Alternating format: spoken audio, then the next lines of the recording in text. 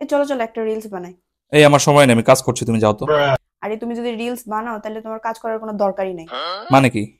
এই যে আমরা যদি রিলস বানাই আর যদি ভাইরাল হয়, একবার আমরা যদি ভাইরাল হয়ে যাই, তাহলে তোমার উপর টাকা আর টাকা আসবে। হ্যাঁ? তাহলে কাজ করার কি দরকার বলো?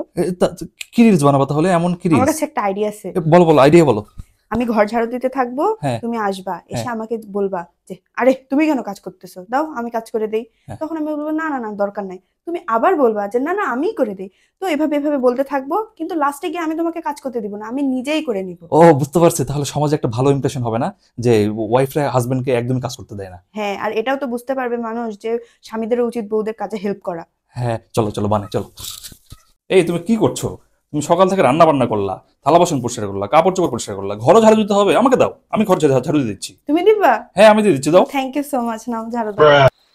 না না, রিলস হচ্ছে না তো। ঘরগুলোও মুছে দিও, সারাদিন শুয়ে থাকো, কাজ নাই কাম নাই।